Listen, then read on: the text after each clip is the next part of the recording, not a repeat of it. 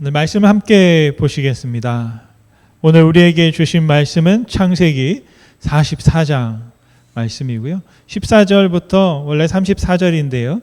중간에 잠깐 생략하고 말씀을 같이 보시겠습니다. 함께 한번 자리에서 일어나셔서 말씀 보시겠는데요. 14절에서 18절 그리고 33절에서 34절 말씀이 되겠습니다.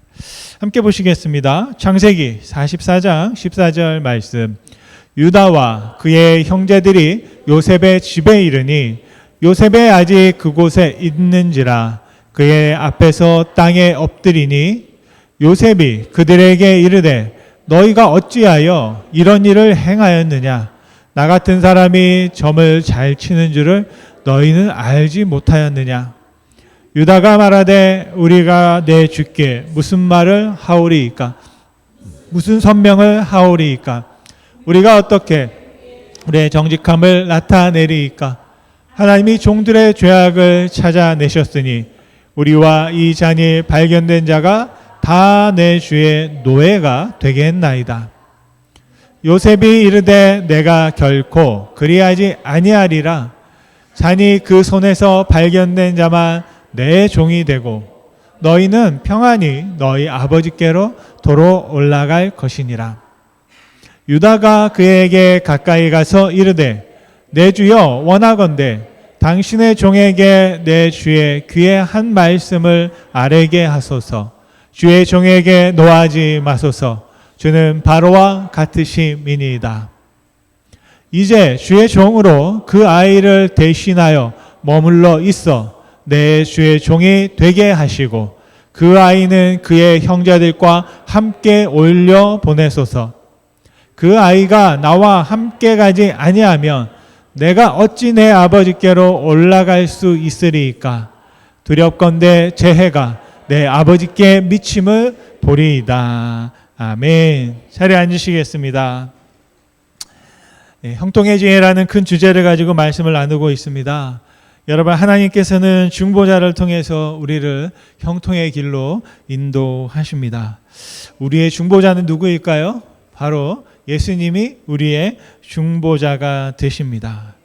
여러분, 형통은 무엇일까요? 바로 하나님께서 우리를 구원하신 구원을 이루는 것이라고 믿습니다. 디모데전서 2장 5절 말씀을 같이 보시겠습니다. 하나님은 한 분이시요 또 하나님과 사람 사이의 중보도 한 분이시니 곧 사람이신 그리스도 예수라. 아멘. 사람이 하나님께 나아가는 유일한 길은 바로 우리의 중보 되시는 그리스도 예수이십니다. 하나님은 오직 예수님을 통해서만 우리를 구원하십니다. 예수님만이 나를 그리고 모든 사람을 구원하실 수 있습니다. 디모데전서 2장 4절 말씀에 보면 하나님의 소원이 담겨 있습니다. 같이 읽겠습니다. 하나님은 모든 사람이 구원을 받으며 진리를 아는 데 이르기를 원하시느니라. 아멘. 여러분, 하나님이 원하시면 이루어지는 줄 믿습니다. 여기 있는 우리 모두가 하나님의 구원을 받고 그 진리를 아는 데 이르기를 간절히 소원합니다. 여기 보면 중요한 것이 하나 있습니다. 구원이 끝이 아니라는 것입니다. 구원은 시작이고 구원을 통해서 진리를 알게 된다라는 것이죠. 여러분, 진리는 무엇일까요? 요한복음 14장 6절 말씀에 보니까 예수님의 말씀인데요. 같이 한번 보시겠습니다.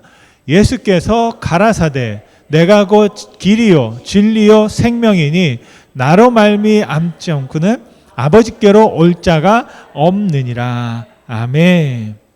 예수님이 진리라고 하십니다. 진리를 안다는 말은 예수님을 안다는 말이 되겠습니다.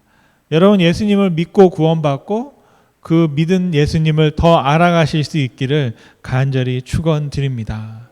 여러분, 하나님의 진리는 아는 만큼 우리가 예수님을 아는 만큼 누리고 살게 되는 줄로 믿습니다. 여러분, 예수님은 우리를 중보하심으로 말미암아 우리의 구세주가 되셨습니다. 다른 말로 하면 예수님이 우리를 대신하심으로 우리가 구원받았다라는 것입니다. 오늘 말씀에 보면 유다가 야곱의 넷째 아들이고요. 막내 아들 베냐민을 대신하겠다고 다짐하는 장면이 나옵니다. 다시 말하면 유다가 베냐민을 대신해서 내가 종이 되겠습니다. 베냐민은 풀어주세요. 라고 사정하는 장면입니다. 33절 말씀을 같이 한번 읽어보겠습니다. 33절 말씀. 33절입니다. 이제 주의 종으로 그 아이를 대신하여 머물러 있어 내 주의 종이 되게 하시고 그 아이는 그의 형제들과 함께 올려 보내소서. 아멘. 여기서 주는 누구냐면 애굽의 총리 요셉을 말합니다. 하지만 아직 유다는 이 총리가 자기 동생 요셉이라는 사실을 모르고 있습니다. 그리고 내가 종이라고 하는데 이 종은 바로 지금 말하고 있는 유다입니다. 그리고 그 아이는 자신의 막내 동생 베냐민이 되겠습니다. 그런데 어찌 보면 그 아이라고 하니까 굉장히 어린 아이가 아닌가라고 생각하시는데요. 대략 정확한 나이는 알 수 없으나 왜냐하면 요셉과 이 베냐민의 나이 차이가 정확하진 않습니다. 때로는 10살에서 한 16살 정도 되지 않을까라고 생각을 합니다. 그렇게 보면 지금 요셉의 나이가 39쯤 됐거든요. 그래서 한 10살 정도 되면 29 아니면 20대 초반 정도 되는 것이 베냐민의 나이가 된다고 볼 수 있습니다. 그런데 요셉이 뭐라고 하냐면 베냐민은 남아있고 왜요? 베냐민의 자루에서 은잔이 나왔어요. 요셉의 총리, 애굽의 총리가 아끼는 그 은잔을 베냐민이 훔쳤다는 누명을 쓰게 된 겁니다. 그래서 이 형 요셉이 베냐민을 애굽에 남겨놓기 위해서 머리를 쓴 거죠. 억지로 누명을 씌운 겁니다. 그러면서 명령하는 거예요. 자, 베냐민은 남고 나머지는 다 돌아가라 라고 한 겁니다. 그런데 저 같으면 아멘 하고 그냥 돌아갈 것 같아요. 나만 아니면 돼. 나는 갈 수 있어. 왜냐하면 내가 가야 우리 가족이 먹고 살 수 있거든요. 네 곡식을 빨리 가져가야 되니까. 아무리 형제 자매라 할지라도 죄송하지만 이 베냐민은 좀 엄마가 달랐던 부분이 있습니다. 그런 고민을 하다가 다른 형들은 아무런 문제 제기를 하지 않고요. 있었는데 갑자기 유다가 나서서 하는 말이 제가 남겠습니다. 베냐민은 보내주세요. 이러는 겁니다.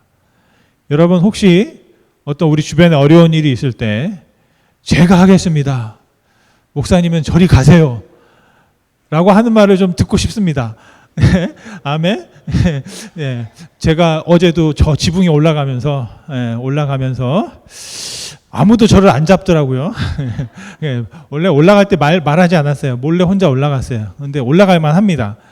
그렇게 근데 그나마 다행히 올라갔기에 망정이지 올라가지 않았으면 몰랐었던 게 있는데 올라갔더니 우리 부엌 위에 그 지붕이 이렇게 두꺼운 고무거든요, 그냥. 근데 거기에 이렇게 찢어진 게 있더라고요. 그래서 여기도 수리해야 되겠다라고 하는 걸 발견하게 됐습니다. 근데 뭐냐면 중보하는 거예요. 대신하는 거예요. 유다가 이런 면이 있네. 여러분 재밌는 거 아세요? 뭐가 있냐면 예수님이 아브라함의 후손이잖아요.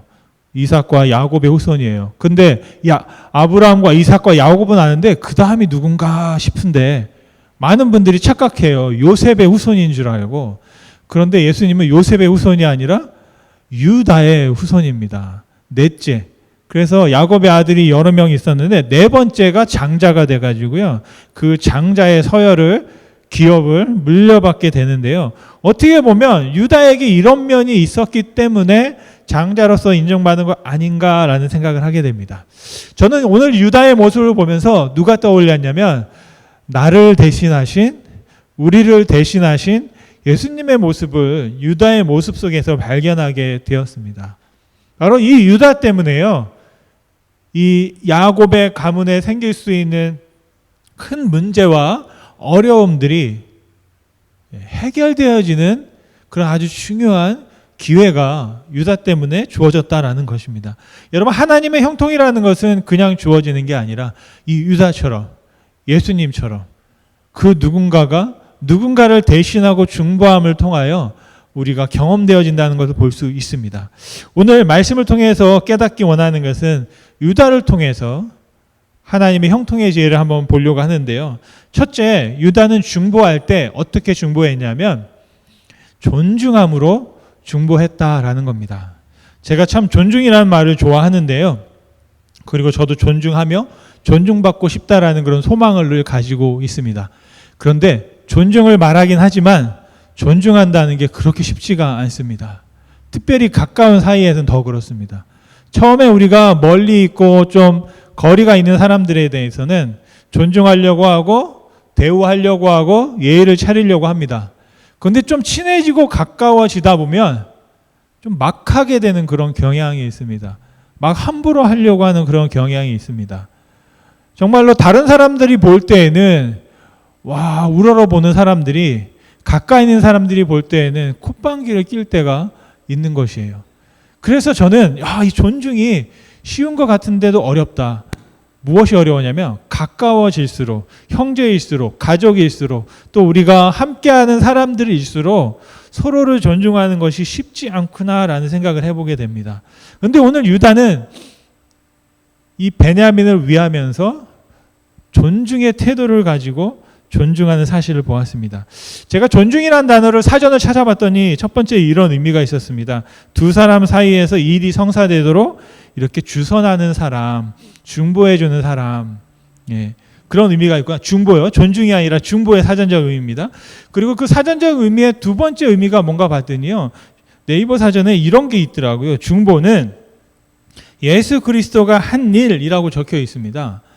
보니까 사전에, 국어 사전에 중보 해놓고 중보의 의미는 예수 그리스도가 한 일이라고 설명되어 있어요. 부연 설명이 어떻게 되어 있냐면 하나님과 인간의 관계를 회복하기 위해서 인류의 죄를 지고 십자가에서 보혈을 흘리고 죽은 이를 이른다라고 중보라는 것이 그렇게 되어 있습니다.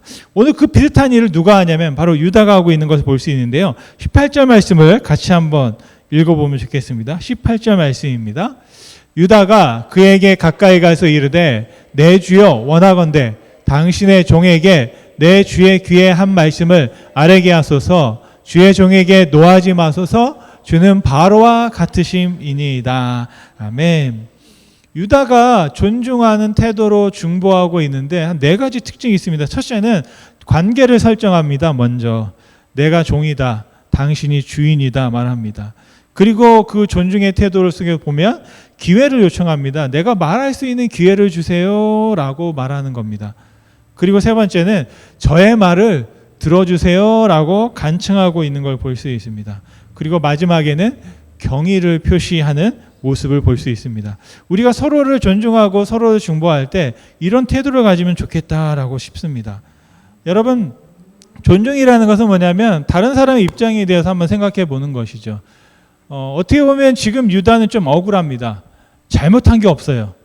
이 야곱의 아들들이 말씀을 보면 아무 일도 없이 억울하게 누명을 씌운 겁니다. 그렇기 때문에 막 항의할 수 있고 요셉에게 나는 억울하다, 우리는 죄가 없다 따질 수 있는데도 불구하고 유다는 굉장히 외교적이고 아주 감정을 다스리면서 존중의 태도로 공적인 입장에서 말하고 있는 부분을 볼 수 있습니다. 여러분, 우리가 성숙하다는 게 뭐냐면 상대방의 입장을 헤아려 볼 수 있다는 거죠. 상대방의 입장이 누구냐면 상대방이 애굽의 총리입니다. 그런데 애굽의 총리가 자기가 아끼고 있던 그 잔을 누군가가 훔쳐간 거예요. 그것을 알았다면 얼마나 화가 나겠습니까? 그래서 그런 입장에서 이 유다가 말하고 있는 것을, 중보하고 있는 것을 볼 수 있습니다. 우리가 항상 누군가를 설득할 때에는 상대의 입장에서 항상 생각하는 거죠. 제가 설교를 할 때마다 생각하는 상대의 입장이 있어요. 지금 듣고 있는 여러분의 입장을 생각해요. 말하는 사람은 시간 가는 줄 모릅니다. 그런데 듣는 사람들은 시간이 왜 이렇게 똑딱 1초가 왜 이렇게 긴지 모르는 거예요. 듣는 사람들은 시간이 길어요. 말하는 사람들은 와, 아직도 할 말이 많은데 벌써 이렇게 됐네 하고 막 이렇게 가는 것 같은데 듣는 사람들은 천천히 가는 거예요. 야, 이래가지고 오늘 밥 먹겠나 싶을 정도로. 그런데 뭐냐면 상대방의 입장을 생각할 수 있는 게 존중이라는 거죠. 제가 일본 작가 중에 인문학에 관한, 자기 개발에 관한 그 아주 초기 버전의 책들, 쉬운 책들을 읽다 보면 사이토 이름이 사이토 다카시라는 분이 있는데 이분의 책에 보면 설득에 관한 얘기 중에 제가 중요한 얘기들 한번 기억하는 일화가 있어요. 뭐냐면 어느 분이 길에서 장사를 하는데 육교 밑에다 장사를 하는 거예요. 근데 사람들이 육교 밑에 자꾸 자전거를 이렇게 대놓아요. 근데 거기가 자전거 대는 데는 저쪽에 있는데 꼭 이쪽에다가 자전거를 대놓는 거예요. 자기 집 앞에 가까운 데에 있으니까. 그래서 사람들이 지나갈 때 불편한 거예요. 붙여놨어요, 팻말을. 자전거 주차 금지라고 이렇게 붙여놓은 거예요. 그랬더니 사람들이 주차를 했을까요, 안 했을까요? 본체만치 하고 계속 주차를 하는 거예요. 그런데 그때 생각을 바꿔서 뭐라고 했냐면 도난주의, 그러니까 훔쳐갈 수 있다. 거기다 붙여놨더니 자전거가 싹 사라졌다는 거예요. 그러니까 이게 내 거가 귀하잖아요. 귀하다 보니까 누가 훔쳐갈 수 있어요, 여기다 놓으면. 그랬더니 자전거가 싹 사라졌다고 그래요. 그게 뭐냐면 상대방의 입장을 고려하는 그런 태도. 그래서 감정적인 대처를 자제하고 그 사람의 입장에서 여전히 그럼에도 불구하고 존중을 할 때 그 존중함으로 우리가 중보하는 게 필요하다라는 겁니다. 내가 그냥 마지못해서 에이 해줄게, 에이 도와줄게, 에이 나밖에 할 사람이 없네라고 화를 내면서 하는 게 아니라 그럴 수 있지라고 하면서 존중의 태도를 가지고 존중한다, 중보한다라는 겁니다. 두 번째, 유다는 신실함으로 중보를 했습니다. 말씀을 드리면 이 모든 문제가 어디서부터 시작되는지를 잘 보면 유다가 요셉에게 아까 했던 말 중에 그런 말을 합니다. 화내지 마세요. 제가 말하는데 제 말을 좀 들어주세요 라고 합니다. 제가 그 이유를 알았어요. 왜냐하면 말이 길어요, 아주. 오늘 다 읽지 않았는데요. 아까 한 18절부터 34절까지가 다 유다의 말입니다. 유다가 그 지난번 있었던 요셉과의 일, 총리와의 일, 또 가나안에서 아버지와 있었던 일들에 대해서 아주 구체적으로 왜 이럴 수밖에 없었는지를 설명하고 있습니다. 첫 번째는 뭐냐면 모든 문제의 발단이 바로 당신 애굽 총리 때문이라는 거예요. 왜냐하면 당신이 우리에게 물어봤지 않습니까? 뭐라고요? 아버지가 살아계시냐? 형제가 다 있느냐? 그걸 물어본 것 때문에 문제다. 그리고 두 번째는 모든 문제의 원인이 또 유다, 자기 자신이다. 왜냐하면 다시 가나안으로 돌아갔을 때 이 야곱이 베냐민을 애굽에 보낼 수 없다라고 했습니다. 그래서 한동안 꼼짝을 하지 않은 거예요. 애굽의 총리가 너 막내 아들을 데리고 오면, 막내 동생을 데리고 오면 너희들의 말이 진실인 걸 알겠다라고 했는데 아버지 야곱이 막내 베냐민을 내어주지 않는 겁니다. 그런데 문제는 뭐냐면 유다가 야곱을 설득한 거죠. 설득해가지고 베냐민을 데려오도록 했습니다. 그리고 나서 그 다음에 하는 말이 뭐냐면 데려왔는데 마지막 문제의 핵심이 뭐냐? 또 요셉이라는 거예요. 무슨 말이냐면 이 모든 문제 속에는 뭐가 있냐면 지금 창세기 44장에 등장하지 않은 요셉 때문이라는 거예요. 요셉이 살아 있었다면 아무 일이 없을 텐데 아버지도 요셉을 잃어버렸는데 베냐민까지 잃어버리면 큰일 난다고 생각하고 형제들도 항상 저 요셉에 대한 죄책감을 가지고 있고 그래서 저 요셉 때문에 우리 베냐민이 꼭 반드시 어디로요? 다시 아버지에게로 돌아가야 된다라고 한 겁니다. 근데 여기서 중요한 것이 있습니다. 뭐냐면 유다가 아버지 야곱에게 약속을 했습니다. 아버지, 제가 베냐민을 데려갔다가 그대로 데려오겠습니다. 만약에 문제가 생기면 제가 다 책임지겠습니다라고 했어요. 그래서 오늘 말씀에 보면 유다가 자기가 약속한 것이 있어서 그 약속을 지켜야 됩니다. 그래서 제가 남겠습니다라고 말합니다. 중보할 때 그냥 하는 것이 아니라 자기가 약속한 것을 지키기 위해서 그 약속을 지키겠다고 말하고 있는 것입니다. 여러분, 우리들은 우리 스스로에게 많은 약속을 합니다. 제가 한번 말씀을 준비하면서 생각을 해봤어요. 제가 저에게 했던 약속들이 뭐가 있을까? 그러면서 제가 깨달았어요. 와, 만약에 내가 나에게 했던 약속들을 내가 다 지켰다면 나는 아마 여기 없을 것 같다. 이 세상을 구원했을 것 같다. 영웅이 되어 있을 것 같다. 정말 위대한 사람이 되어 있을 것 같다라는 생각을 합니다. 그만큼 제가 저에게 했던 약속을 어긴 게 너무나 많더라고요. 우리는 일반적으로 그렇잖아요. 내가 나에게는 관대합니다. 어떤 약속을 하고도 여기면 에이 그럴 수 있지. 좀 더 잘 수 있지. 못할 수 있지. 내일 하면 되지 라고 합니다. 그런데 만약 다른 사람이 약속했는데 약속을 지키지 않으면 뭐라고 말합니까? 절대로 어떻게 나에게 이럴 수가 있냐고, 오늘인데 왜 내일이냐고 여러분 따져 묻지 않을까 싶습니다. 그래서 생각해 보는 것은, 신실함이라는 것은 뭐냐면, 다른 사람에게 신실함을 요구하는 문제가 아니라 내가 나에게 신실함을 요구하는 그런 태도를 가지는 것이 우리 신앙의 모습이 아닐까라고 생각을 합니다. 오늘 유다는요, 자기가 약속한 것을 지키기 위해서 베냐민을 대신하는 자리에 서게 됐습니다. 마지막으로 유다는 대신함으로 중보했습니다. 말만 하지 않았다는 겁니다. 자기가 남겠다고 하고 자신의 생명을 베냐민 대신으로 해서 자신의 삶을 내어놓겠다고 말씀했습니다. 33절 말씀을 같이 한번 읽어보겠습니다. 이제 주의 종으로 그 아이를 대신하여 머물러 있어 내 주의 종이 되게 하시고 그 아이는 그의 형제들과 함께 올려 보내소서. 아멘. 왜 그랬냐면, 만약에 베냐민이 가지 않으면 아버지 야곱이 죽을 거라는 거예요. 충격을 받아서 더 이상 큰 질병에 걸리든지 문제가 생길 거라고 말씀하고 있습니다. 말씀을 요약하면 이렇습니다. 유다는 스스로 억울했으나 죄 지은 게 없지만 상대를 끝까지 존중함으로 중보했고요. 또 유다는 자신에게 불리한 일 알면서도 자신이 했던 약속을 기억하고 신실함으로 중보했다라는 겁니다. 마지막으로 유다는 자신은 죄가 없어요. 잘못한 게 없음에도 불구하고 자신의 형제를 대신해서 그 죄값을 치르겠다고 말했습니다. 이 모든 것이 다 누구를 닮았냐면 예수님을 닮았다라는 것입니다. 여러분, 말씀을 마치면 죄 없으신 예수님은 우리들의 중보자가 되어 주셨습니다.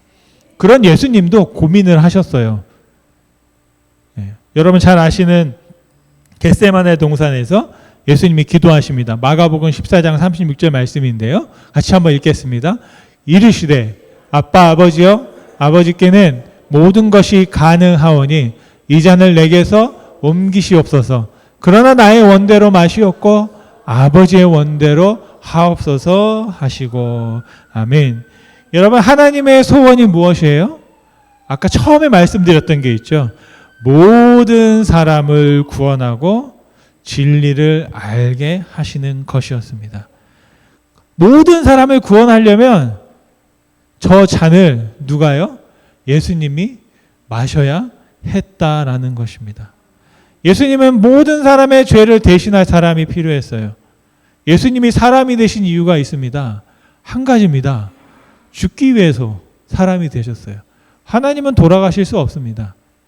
신은 죽지 않잖아요. 사람이 되어야만 우리의 죄를 대신할 수 있고 죽을 수 있다라는 것입니다.